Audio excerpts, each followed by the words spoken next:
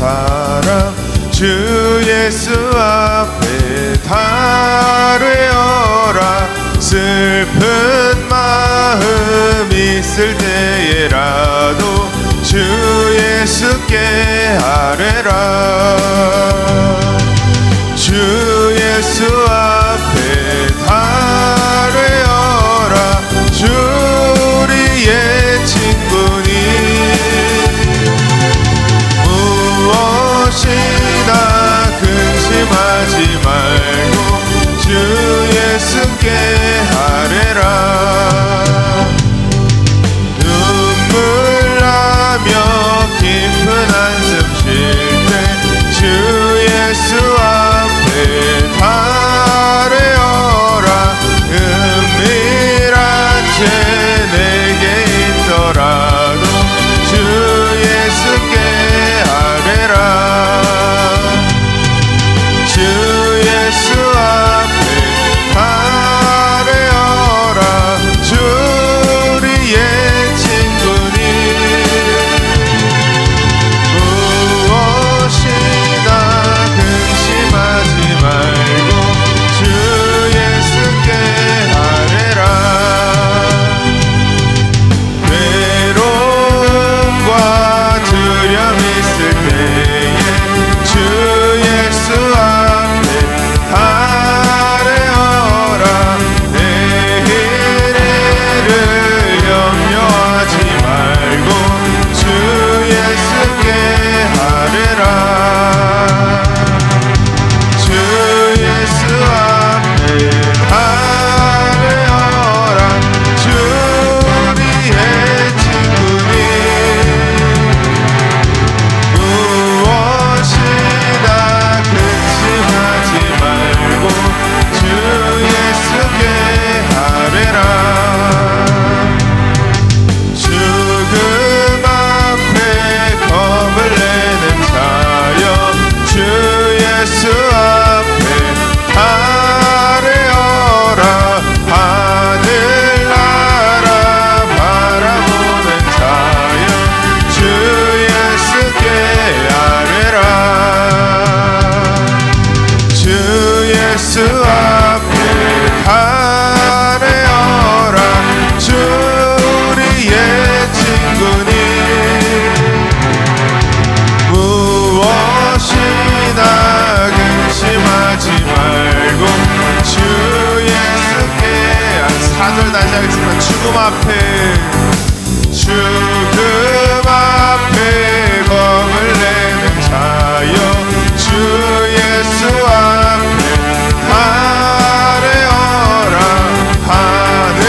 하늘나라 바라보는 자여 주 예수께 아뢰라. 주 예수 앞에 달뢰어라. 주 우리의 친구니 무엇이나 근심하지 말고 주 예수께 아뢰라. 아멘.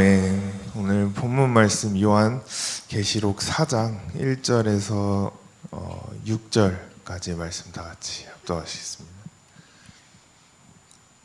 네, 다 같이 합독하시겠습니다. 2일 후에 내가 보니 하늘에 열린 문이 있는데 내가 들은 바 처음에 내게 말하던 나팔소리 같은 그 음성이 가로되 이리로 올라오라. 이후에 마땅히 될 일을 내가 내게 보이리라 하시더라. 내가 곧 성령에 감동하였더니 보라, 하늘에 보좌를 베풀었고 그 보좌 위에 앉으신 이가 있는데 앉으신 이의 모양이 벼옷과 홍보석 같고 또 무지개가 있어 보좌에 둘렸는데 그 모양이 녹보석 같더라. 또 보좌에 둘려 24 보좌들이 있고 그 보좌들 위에 24 장로들이 흰 옷을 입고 머리에 금 면류관을 쓰고 앉았더라.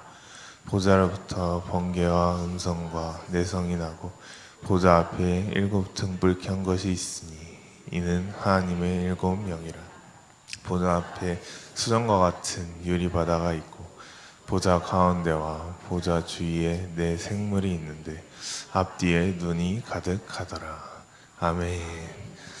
네, 오늘 계속해서 하나님의 역사 경영의 말씀을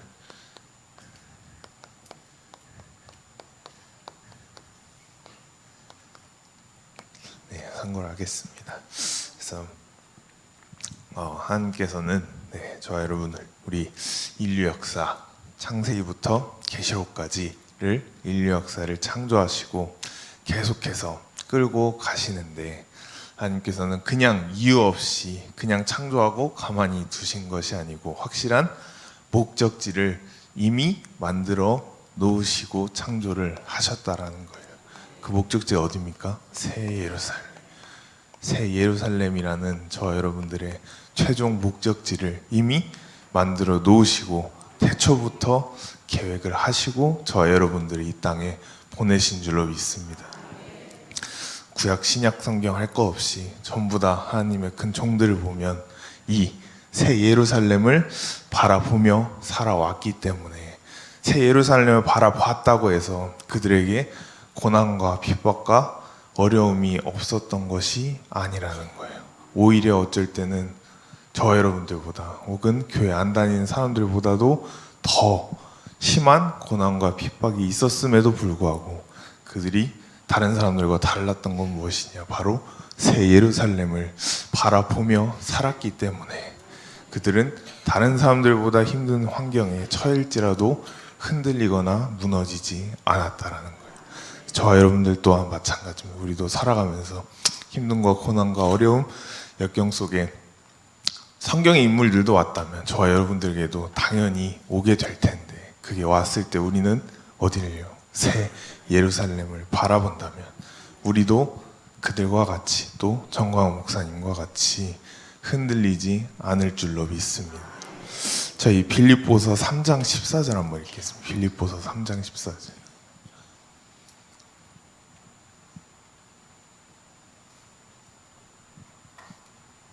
네, 다 같이 읽겠습니다. 표대를 향하여 그리스도 예수 안에서 하나님이 위에서 부르신 부름의 상을 위하여 쫓아가노라. 아멘. 사도 바울 또한 고백하기를 어디를 향하여? 표대를 향하여. 표대가 어딜까요? 새 예루살렘. 사도 바울 또한 새 예루살렘을 바라보았기 때문에 수많은 고난과 역경이 있더라도 표대를 향하여 갔기 때문에 부르심의 부름의 상, 그 부름의 상 또한 어디서 받나요? 새 예루살렘 가면 우리가 받기 때문에 사도 바울과 같이 우리가 표대를 향하여 우리의 표대를 정확하게 세워놓고 달려갈 때 우리가 승리하는 줄로 믿습니다. 그래서 하나님께서는 새 예루살렘을 이미 최종 목적지로 정해놓으시고 저와 여러분들 그리고 인류 역사를 끌고 오셨는데 그 하나님의 역사, 하나님의 역사가 어떻게 진행되어 왔나 제일 자세하게 나타내고 있는 구약 성경이 어디라고요? 다니엘서라는 거예요. 다니엘서를 보면 하나님께서 인류 역사를 어떻게 끌고 오셨는지 저와 여러분들에게 있어서 이거는 과거의 역사고 앞으로 이제 머지않아 다 끝날 역사인데 이 시대 때에는 다니엘의 시대 때에는 이 역사가 전부 다 미래 얘기들이에요. 아직 태어나지도 않은 생기지도 않은 그 나라들의 얘기를 하나님께서 다니엘서를 통해서 미리 계시로 알려주셨다라는 거예요. 제가 정광 목사님도 그러시지만 다니엘서를 또 재림에 관하여 종말론에 관하여 계속해서 언급을 하고 말씀을 드리는데 열방제약교에서도 이제는 알겠지 이제는 알겠지 해서 제가 이제는 2장 7장 9장 다니엘서 세 기둥 해가지고 2장 7장 9장 해서 그냥 앞에 있는 청년 한 명 집어가지고 너가 설명해봐라 뭐냐 2장 7장 9장이 뭐냐 하니까 처음에는 어버버 할 줄 알았는데 그래도 알더라고요. 이제 드디어 알더라고요. 그래서 여러분들은 더 잘하실 거라 믿고 이미 정광훈 목사님 통해서도 많이 들으셨기 때문에 2장 7장 9장 다니엘서의 이 세 기둥이 여러분들 마음속에 정확하게 박혀 계시기를 축복합니다. 2장 신상의 기둥이었고 7장 짐승의 기둥이었는데 이 세 개 전부 공통점은 무엇이다? 끝이 전부 메시아의 나라로 끝난다라는 거예요. 메시아의 나라. 2장의 동상의 발가락이 몇 개죠? 마지막에 10개. 7장 짐승의 뿔도 10개. 그걸 가리켜 마지막 10나라, 그죠? 10왕이 등장을 해야 예수님의 재림이 바로 코앞으로 다가왔다라는 걸 저 여러분들이 어림잡이 짐작을 할 수 있다라는 거예요. 근데 이것조차도 잘못 해석해버리면 목사님께서 말씀한 것 같이 10발가락을 10왕으로 또 10나라로 해석하는 게 아니고 로마 교황들, 로마 황제들 1대부터 10대 황제들로 해석을 해버린다면 그거 자체가 틀렸다는 것을 뭘로 말해주냐? 돌이 하늘에서 내려오죠. 2장은 하늘에서 돌이 내려오고 7장은 예수 그리스도가 직접 하늘에서 구름 타고 내려오시는데 돌이 동상의 발가락을 치고 예수 그리스도가 10뿔 달린 짐승을 직접 심판을 하시는데 그 이후의 얘기는 없습니다. 돌이 발가락을 치고 나면 그 이후의 이야기는 없고 돌이 전 세상을, 온 세계를 지배하고 끝나버리고 7장 또한 예수 그리스도가 크고 무서운 짐승을 심판하시고 난 뒤에는 그의 나라가 영원히 지속되는 것을 말씀을 하고 있습니다. 그렇기 때문에 이게 지금 현 시대에 이루어졌다라는 것이 말이 돼요? 안 돼요? 안 돼요. 왜? 지금까지도 저 여러분들이 살아가고 있는 게 인간 역사의 지속선에 있기 때문에 우린 계속해서 역사를 만들어가고 있고 또 한국에서는 정광 목사님을 통하여 또 저 여러분들 많이 수고하신 광화문 역사도 있고 새로운 역사를 계속해서 만들어 가고 있기 때문에 지금 돌이 내려왔다 안 내려왔다? 안 내려왔다라는 거예요. 계속해서 인간 역사는 진행되고 가고 있지만 언젠가 머지않아 돌이 2장의 돌이 산돌 대신 그리스도가 내려오면 인류 역사는 그때 이후로 다 끝난다라는 것입니다. 저 여러분들은 그때를 위하여 우리가 신앙생활 열심히 하고 준비하는 줄로 믿습니다. 이렇게 2장, 7장이 있고 이제 9장이 그죠? 9장이 제일 핵심인데 다니엘이 자기 나라에 관한 이야기가 없으니까 열심히 하나님 앞에 기도를 함으로써 하나님께서 유대인들을 위한 70일의 시간을 다니엘에게 응답으로 주시게 됩니다. 그래서 저 여러분들이 다니엘을 통해 배워야 될 점이 많지만 그 중에서도 이 기도하는 거, 그죠? 다니엘의 이 금식 기도, 가브리엘 천사가 다니엘에게 이 70일의 응답의 소식을 가지고 오는데 며칠이 걸렸죠? 20일이 걸렸습니다. 이와 같이 정말 매일처럼 기도하는 다니엘이 기도했음에도 21일이 걸렸더라면 저 여러분들이 기도했을 때 물론 이거보다 짧게 응답이 올 수도 있지만 모르는 겁니다. 21개월이 걸릴지도 모르는 것이고 진짜 젊었을 때 기도했던 것이 나중에 여러분들 생각지도 못해서 21년 후에 이루어질지도 그건 아무도 모르는 일이에요. 하나님이 많이 아시지만 결론은 다니엘과 같이 우리가 언제 응답이 이루어지든지 간에 우리의 기도의 끈을, 우리의 기도의 자리를 놓지 않는 것이 중요하다라는 것입니다. 만약에 천사가 응답을 가지고 내려왔는데 여러분들이 잠시 교회를 휴가를 내셨다면 여러분들의 자리를 잠시 휴가를 내셨더라면 천사가 그 응답을 가지고 여러분들에게 왔는데 여러분들이 그 자리에 없다면 여러분들 주변에 있는 혹은 옆 사람에게 그 응답이 간다라는 사실입니다. 영적인 목사님께서 말씀하시는 영적인 비밀이 있기 때문에 그러면 억울합니까? 안 억울합니까? 여태까지 열심히 기도하고 열심히 쌓아놨던 그게 그 한순간 여러분 그 자리에 없었다라면 천사가 와가지고 바로 다른 사람에게 그 응답을, 그 축복을 준다 그러면 배 아프죠. 배 아프면 물론 이렇게 시기 질투는 하면 안 되지만 본인의 응답이 딴 데로 갔기 때문에 여러분들은 그런 일이 없기 위해서라도 여러분들의 자리를 항상 사수하시기를 축복합니다. 그래서 다니엘서에서 9장에 71회를 가지고 천사가 가브리엘 천사가 다니엘에게 왔는데 이제 7일회가 지나면 한 왕이 나타나서 너희 나라로 돌아가라 라고 하고 7일회가 지나면 너희가 돌아가서 스룹바벨 성전을 다시 회복할 것이다 라는 응답을 주십니다. 그러고 나서 바로 62일애가 지나고 나면 한 기름 부음 받은 자가 나타나 또 끊어져 없어질 것이요 하면 그것이 바로 예수 그리스도의 초림과 또 예수 그리스도의 십자가 죽음이라는 것입니다. 이 사건이 없었으면 저와 여러분들은 지금도 이 설교를 들을 수도 없고 지금 저희가 어디 있는지도 저도 모르겠습니다. 태어나지 않았을 수도 있고. 하지만 예수 그리스도의 십자가 사건으로 인해 저와 여러분들이 이 시간도 여기서 예배를 드리고 있는 줄로 믿습니다. 그래서 이렇게 해서 69일애가 지났는데 마지막 한일회를 하나님께서 바로 시작하지 않으시고 이것이 어디로요? 요한계시록으로 하나님께서 마지막 한일회를 요한계시록으로 잠시 이동을 시켜 놓으셨기 때문에 저와 여러분들이 이 시대에 사역도 하고 전도도 하고 선교도 하고 또 신앙생활을 하는 줄로 믿습니다. 이것을 가르쳐 이방인의 때라고 하죠. 이방인의 때. 저희 로마서 11장 25절 다 같이 한번 읽겠습니다. 로마서 11장 25절.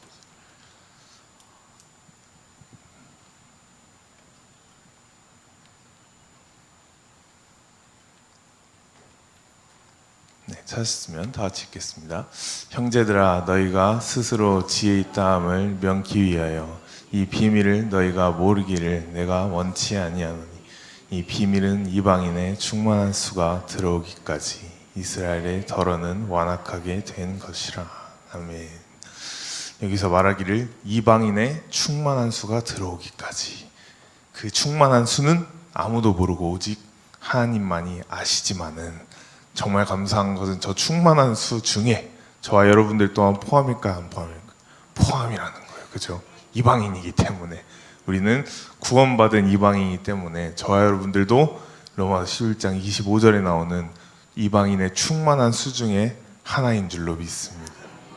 그 충만한 수 중에 하나가 되었는데 지금 그래서 이방인의 때를 지나고 있다라는 것인데 여기서 또 나오는 것이 이 비밀은 비밀이라 그래요. 이거 자체가 비밀이라고 말하고 있습니다. 제가 다니엘서 12장 4절 한번 보겠습니다.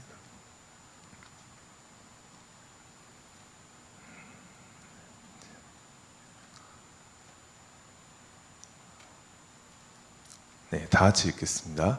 다니엘아 마지막 때까지 이 말을 간수하고 이 글을 봉함하라. 많은 사람이 빨리 왕래하며 지식이 더하리라. 아멘. 여기서 봐도 다니엘에게 말씀하시기 12장은 마지막 장이죠. 다니엘서 마지막 장인데 이 글을 봉함하라. 봉함하라. 남들에게 가서 알리는 게 아니고 봉함하라 하면서 말씀하시는데 그 이유가 다니엘 시대 때는 지금 이루어질 사건들, 제가 저와 여러분들과 말씀을 나누는 이 얘기 자체가 있을 수가 없는 이야기라는 거예요. 그리고 여기서 말하면 많은 사람이 빨리 왕래하며, 그렇죠? 이때 시대는 사람들이 서로 오가는 교통수단이 기껏해야 배 아니면 마차 수준이었을 텐데 지금은 저희가 하루만 가지더라도 그죠? 대륙과 대륙을 비행기 타고 넘나들 수가 있고, 이때 보면 지식이 더하리라고 하는데 이때 시대는 거의 반 이상이 노예 아니었을까 싶습니다. 노예에다가 지식이 있는 사람이 어디 있겠어요. 그냥 노예 아니면 뭐 상인 아니면 그냥 밖에서 시키는 거 하는 사람들일 뿐이지 지식이 있는 사람은 극히 드물고 왕 주변에 있는 사람들만 지식이 있지 다른 사람들은 사실 그냥 몸으로 일하는 사람들 뿐이었을 겁니다. 하지만 다니엘서 12장 보면은 이미 지금 시대를 하나님께서 그 다니엘을 통하여 말씀하고 계신다라는 거예요. 빨리 왕래하고 지금 시대보다 빨리 인간 역사가 왕래했던 역사가 없습니다. 같이 지식이 더하리라.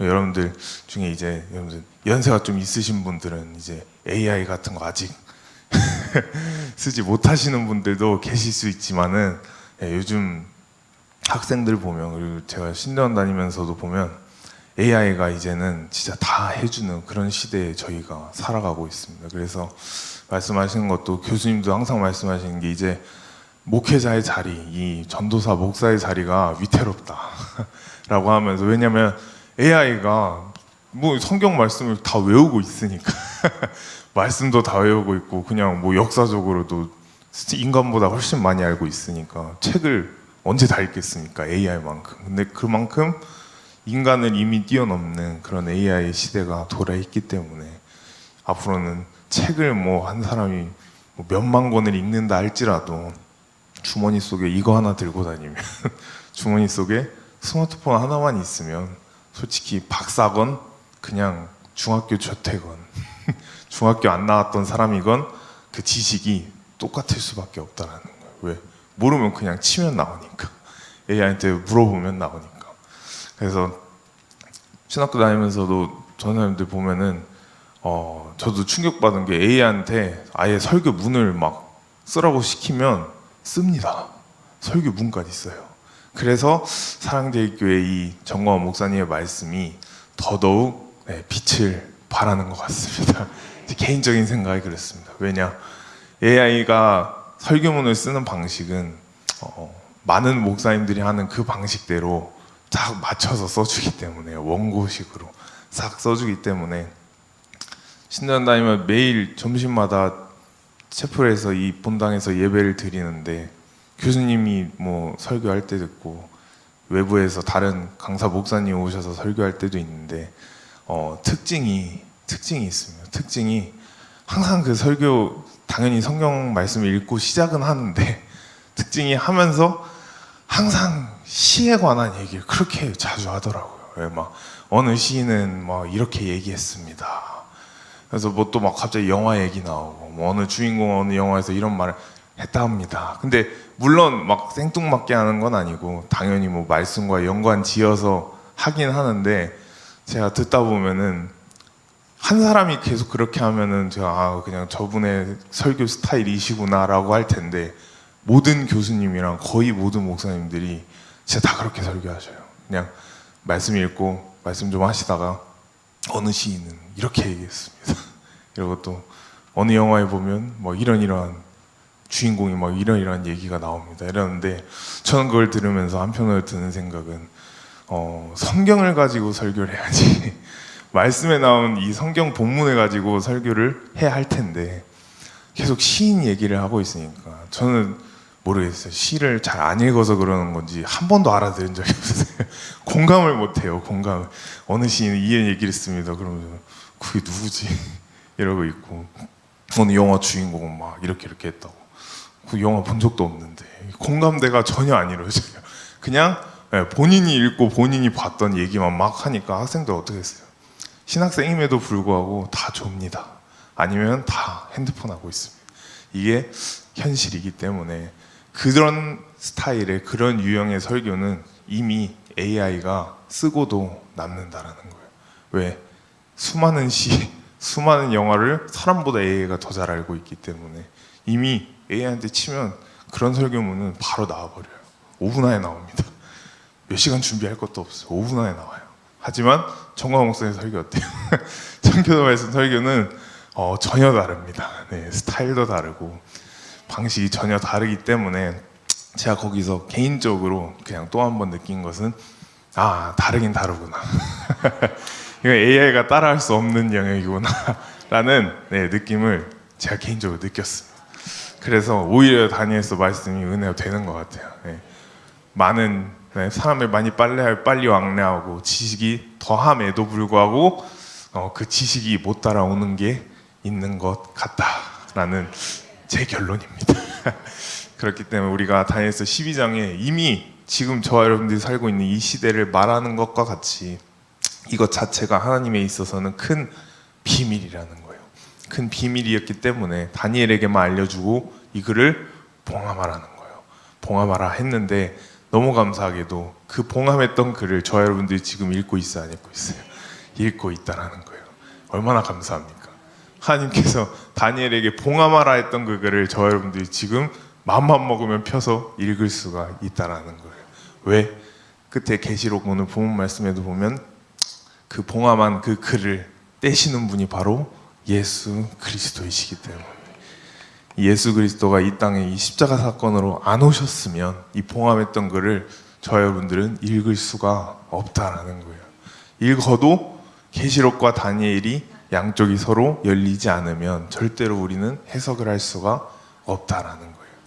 그렇기 때문에 여러분들이 다니엘서를 정말 또 계시록과 같이 서로 연관지어서 완전히 숙달하시기를 축복합니다. 그렇게 마지막 한일회가 결국은 계시록으로 도망갔는데, 계시록을 보면은 1장에서 3장까지는 결국은 교회장이에요. 교회 이야기입니다. 한마디로 말하면 이건 이방인에 관한 이야기지. 이방인에. 저 여러분들이 지금 다니고 있는 이런 교회장이 계시록 1장에서 3장이라는 거예요. 그러면 예수님께서 사도 요한을 통해 교회들에게, 7 교회들에게 책망과 또 칭찬의 말씀을 막 하시죠. 1장에서 3장부터 막 하시는데, 저 여러분들 또한 이 7 교회에 누구 하나 안 걸려 있는 사람이 없을 겁니다. 영적으로 봤을 때 우리 또한 다 7 교회가 받는 그 책망 중에 하나로 들어갈 수밖에 없을 텐데, 우리는 나중에 새 예루살렘 그리스도 앞에, 하나님 앞에 섰을 때에 책망받지 않고 칭찬만 듣는 저 여러분들 모두가 되시기를 축복합니다.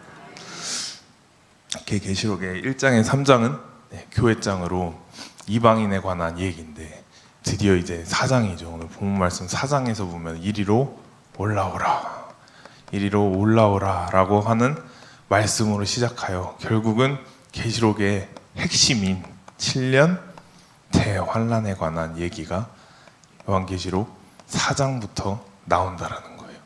4장부터 7년 대환란이 나오기 시작하는데, 7년 대환란, 목사님도 말씀하셨죠. 정말 그려놓으면은 진짜 어렵지 않은데, 이것을 저도 아직 계시록에 관한 신학 수업은 들은 적 없습니다. 앞으로 들을 것 같은데, 제가 솔직히 말씀드리자면 듣나 마나 이렇게는 설교 안 하시, 이렇게는 안 가르치실 것 같아요. 그렇기 때문에 저 또한 이것을 알고 가는 것이 너무 중요하고, 여러분들 또한 마찬가지로 이것을 아냐 모르냐가 여러분들의 신앙에 있어서 큰 차이를 나타낼 수 있기 때문에, 여러분들이 반드시, 정만 목사님 특징이 그림 설교잖아요. 설교하시는 거 보면 그림들이 많으세요. 그와 같이 여러분들이 정말 도표를, 또 다니엘서 이 도표 받으신 것처럼 이게 그림화하여서 머릿속에 다 집어 넣으시길 축복합니다. 7년 대환란이 2개로 나뉘어져 있다고 했어요. 그죠? 전 3년 반이랑 후 3년 반으로 나눠져 있다고 그랬어요. 전 3년 반. 이게 숫자로 말하면 42개월씩, 그죠? 또 1260일씩 이렇게 반으로 나눠져 있다고 합니다. 전 3년 반 때는 사실상 이거는 큰 환란이나 이런 게 없고, 모두가 그냥 다 하나 되고 다 평화 누가 외치는 것 같이 평화 모두가 하나 되고 다 좋은 시절 3년 반 거치다가 후 3년 반 딱 됐을 때, 이때 비로소 적그리스도가 나타나서 이제 비로소 7년 대환란이 시작된다라는 거예요. 말이 7년 대환란이지 사실상 이 환란은 후 3년 반에 온다라는 것입니다. 근데 저 여러분들은 너무 감사해야 될 또 하나 제목은, 저 여러분들이 이 시대에 있다 없다? 없다라는 거. 왜 없어요? 이게 유대인의 달력이기 때문에, 그죠? 이 시간 또한 하나님께서 유대인을 위해 만들어 놓은 마지막 한 일의 시간이기 때문에, 저 여러분들은 4장 1위로 올라오라. 이방인들은 이날 다 이전에 휴거하는 줄로 믿습니다. 예수님께서 여러분들 가족분들, 친척분들, 부모님들 다 믿는 사람들은 지금 하늘나라에 올라갔겠지만, 이때 다시 우리가 만나볼 수 있다라는 거예요. 휴거할 때. 그래서 예수님의 재림은 공중 재림으로 한 번 하시고, 또 그 다음이 지상 재림, 이렇게 총 2번의 재림을 하신다라는 거예요. 그래서 우리가 불려 올라갈 때, 공중으로 불려 올라갈 때 우리가 휴거를 한다라는 것입니다. 이방인들은 다 공중으로 불려 올라가서 휴거를 하며, 그때 이제 유대인들이 이 땅에서 7년 대환란을 들어간다라는 겁니다.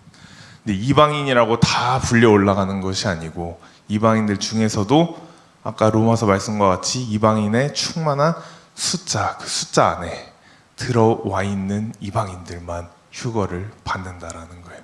숫자 안에 들어온다는 게 무슨 뜻인가요? 구원받은 하나님의 자녀들만 휴거를 받는다라는 얘기예요.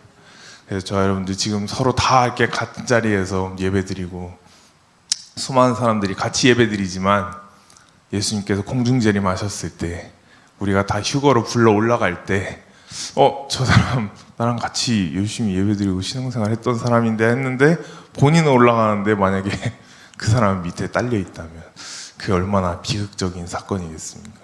7년 대환란이 시작될 때 유대인들은 당연히 유대인들이 그 핵심이지만 이때 이방인 또한 섞여 있을 수밖에 없다라는 거예요. 왜? 이방인의 숫자에 포함 안 돼 있는 이방인들은 이때 유대인들과 같이 이 7년 대환란을 겪을 수밖에 없는데 이방인들에게 있어서 7년 대환란은 진짜 말 그대로 환란일 것입니다. 왜냐하면 이때는 누구를 위한 시간이라고요? 유대인들을 위한 시간이기 때문에 저땐 진짜 이방인 취급받을 수밖에 없고 진짜로 본인의 신앙을 아무리 지키려 해도 물론 뭐 신앙이 있었다면 다 휴거됐겠죠. 이때 자체가 이방인들을 위한 시간이 아니기 때문에 그래서 핵심은 저와 여러분들이 지금 이때 이방인의 때를 지나가고 있는 지금 이 시간 이 하루하루를 우리가 소중히 여기면서 하나님 앞에 새 예루살렘에서 우리가 받을 아까 사도 바울이 말한 것 같이 부르심의 상 우리가 받을 그 면류관을 위하여 우리가 이 이방인의 때를 살아가고 있는 지금 이때에 열심히 쌓아두시기를 축복합니다. 이렇게 해서 1260일인데 결국은 목사님께서 말씀하신 것 같이 다 7이라는 숫자 좋아하는 분들 많죠. 성경 보면은 좋은 숫자는 다 성경에서 나온 것 같아요. 1, 3, 7, 10, 12 다 사람들이 좋아하는 숫자는 성경에서 나오는 것 같은데 계시록도 결국은 7, 3개로 그죠? 마지막에 큰 틀 보면은 7이 3개가 있다는 거예요. 7 인과 그죠? 7 나팔과 또 7 대접으로 이렇게 크게 계시록이 나눠져 있다는 거예요. 하지만 더 크게 봤을 때 이것이 결국 다 무엇에 관련된 얘기예요? 7년 대환란에 관한 이야기는. 그래서 다 화로 끝나죠. 화로다, 화로다, 또 화로다 하면서 7년 대환란은 사실상 좋은 얘기는 아닙니다. 전부 다 유대인들을 위한 때이지만 하나님께서 이미 이것을 계획해 놓으셨기 때문에 심판이 7년 대환란 때 시작된다라는 거예요. 그래서 하나님께서 무엇을 심판하려 하시냐? 첫 번째로 자연을 심판하려고 하신다는 거예요. 태초에 에덴 동산 때 아담과 하와가 선악과를 따먹을 때 보면 자연도 그때 함께 같이 있었기 때문에 이 자연을 가지고서는 타락한 자연을 가지고는 하나님의 새 예루살렘을 이룰 수가 없기 때문에 타락한 자연마저도 하나님께서 심판을 하신다라는 거예요. 그래서 요즘에 지금 난리 났죠. 한국도 홍수에다가 비 엄청 내리고. 근데 제가 느끼는 걸 좀 여러분도 다 느끼셨겠지만 더 빨리 오는 것 같아요. 점점 장마든 뭐 홍수가 일어나는 것도 시간이 점점 더 빨라지는 것 같고 원래는 한 7월 말 막 한 8월쯤은 갔어야 제 기억에는 막 이런 일들이 벌어졌는데 지금 막 한 달 앞당기지고 나중에 이러다가 계절 간에 구분이 없을 정도로 되지 않을까 좀 염려스럽기는 합니다. 그와 같이 자연, 하나님께서 자연을 통하여 인류를 심판하신다는 거예요. 그래서 자연을 심판하시고 그 다음이 저 여러분들 우리 인간을 심판하신다는 거예요. 근데 심판도 두 가지로 나뉘죠. 두 가지로. 믿는 사람의 심판과 믿지 않는 사람의 심판으로 나뉘기 때문에 저 여러분들은 다 믿는 사람 우리 휴거를 받기를 축복합니다. 전부 다 휴거 받으셔야 돼요. 그래서 두 번째 인간을 심판하시고 마지막엔 적 그리스도를 예수 그리스도께서 직접 심판하신다는 거예요. 여기 7장처럼 다니엘서 7장에 나온 것처럼 적 그리스도를 이때는 다 말씀으로 하시겠지만 적 그리스도만큼은 예수님께서 본인이 직접 심판을 하신다는 것입니다.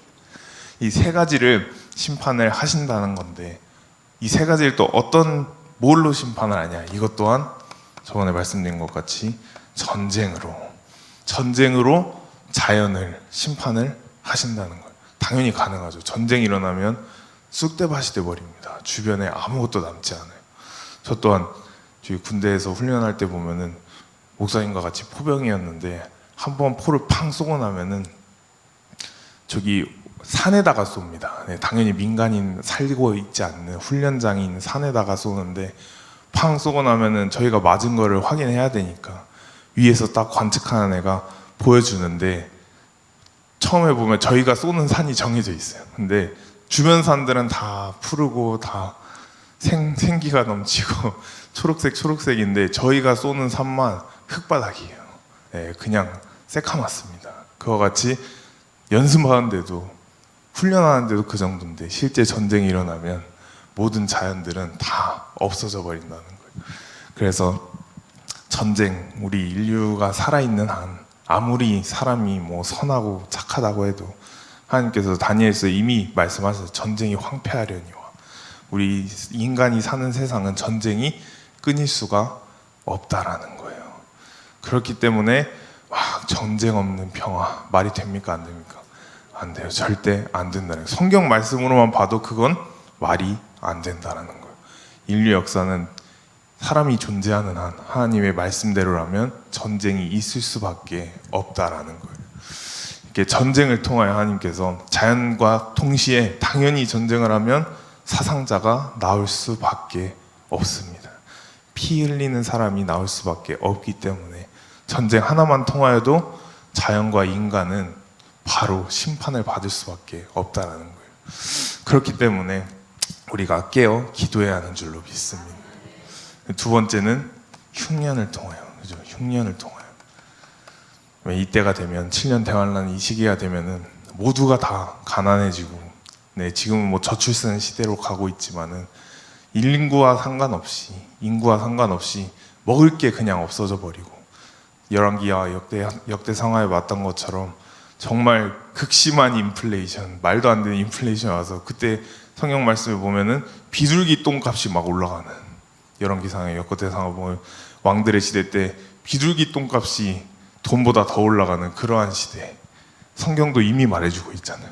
흉년이 온다라는 거예요. 그렇기 때문에 이 시대가 되면은 정말 그냥 사는 거, 하루하루 사는 것 자체가 너무 힘들지 않을까 생각이 됩니다.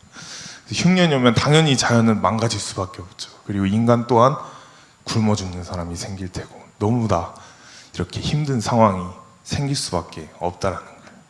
세 번째는 전염병. 최근에 몇 년 전에 저희가 뭘 겪었죠? 전 세계가 코로나 겪지 않았습니까? 코로나 앞에 우리 인간은 한없이 약한 존재라는 게 이미 드러나 버렸습니다. 한 사람 확진됐다고 하면은 어떻게 됩니까? 아무 데도 못 가요. 방 안에 가둬놓고 격리시키고 아무 데도 못 가고 뭐 그냥 학교도 못 가고. 저는 그것 때문에 오히려 조금 혜택을 보기는 했는데 마지막 졸업해야 되는데 코로나 터졌더라고요. 그래서 마지막 학년이 원래 제일 힘든 학년이었는데 집에서 다 온라인으로 하라 그래서 저는 그때 오히려 약간 감사했었는데 그래서 미국이 아니고 한국 와서 들었어요. 어차피 온라인이어가지고. 근데 전염병이 한번 터지니까 코로나가 언제 어디서 터질지 안 사람이 있어요. 아무도 몰라요. 아무도 모르는데 하루아침에 갑자기 코로나라는 게 터지기 시작하니까 전 세계가 전염병 앞에 결국은 굴복해버리고 마는 그런 상황을 저와 여러분들이 이미 겪어봤는데 지금 저희가 겪었던 인류 역사가 겪었던 전쟁, 가난, 그리고 코로나와 같은 이런 전염병이 우리가 여태 겪었던 것보다도 상상할 수 없는 그러한 단계로 7년 대환란 때 이 땅에 이루어진다라는 거예요. 이것이 요한계시록에 나오는 그 네 가지의 말들로 통하여 이 심판이 이루어진다라는 거예요. 마지막이 적그리스도.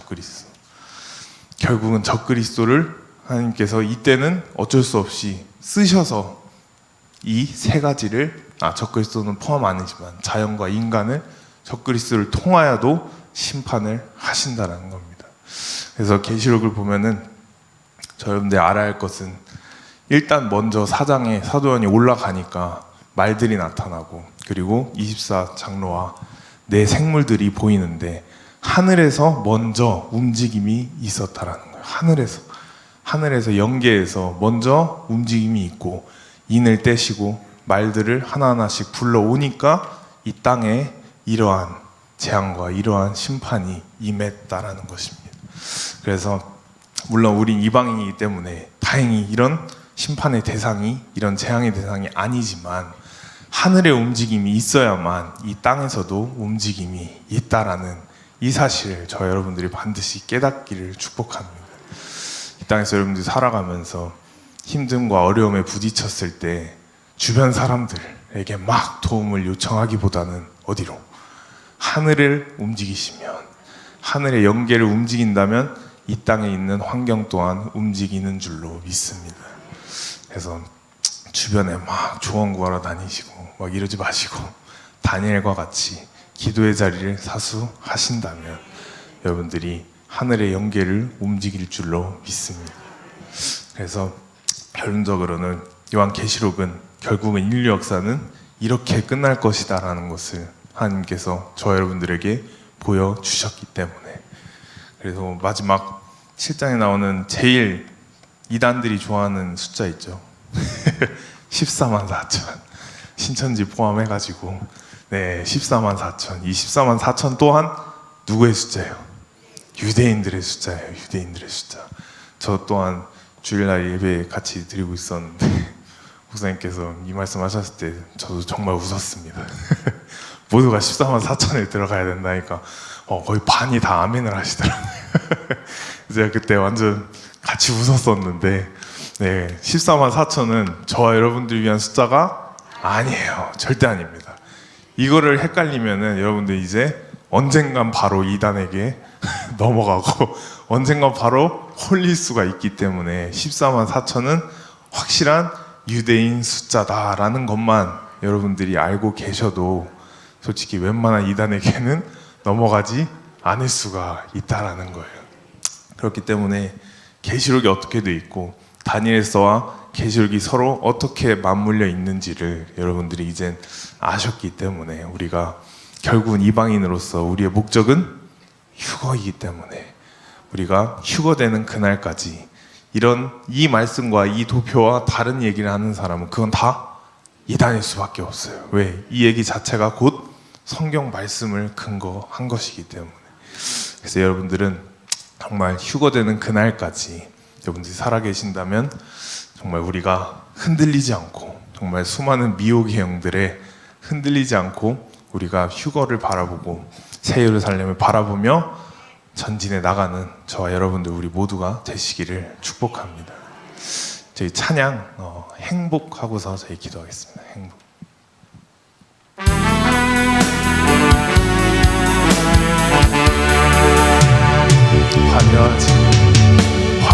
화려하지 않아도 정결하게 사는 삶, 가진 것이 적어도 감사하며 사는 삶, 내게 주신 작은 힘 나눠주며 사는 삶, 이것이 나의 삶의 행복이라. 2절 하겠습니다. 눈물 날 일 많지만 기도할 수 있는 것, 억울한 일 많으나 주를 위해 참는 것, 비록 짧은 작은 삶 주 뜻대로 사는 것, 이것이 나의 삶의 행복이라. 이것이 행복, 이것이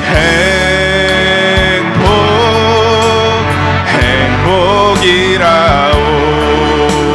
세상은 할 수 없는 하나님 선물, 이것이 행복이라오.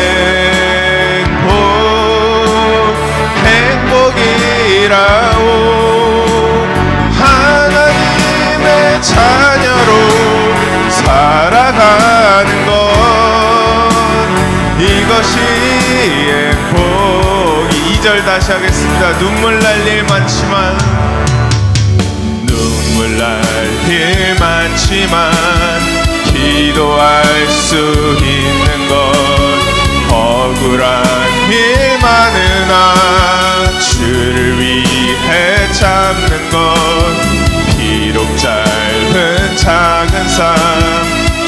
그 뜻대로 사는 것, 이것이 나의 삶의 행복이라. 이것이 행복, 이것이 행복,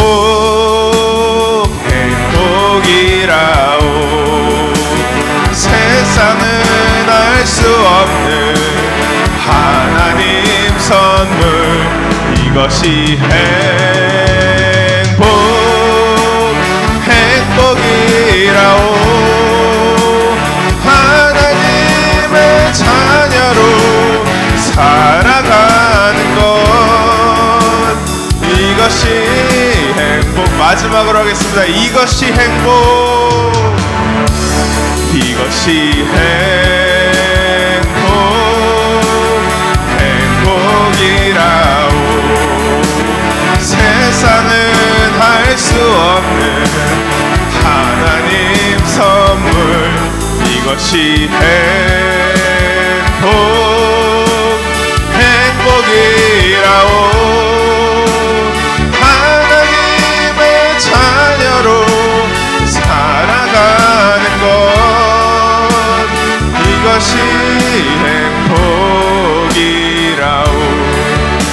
아멘. 이 시간 우리 다 같이 기도하실 때 주님, 이방인인 저와 여러분들에게 다니엘서의 그 비밀을 알려주심에 감사드립니다.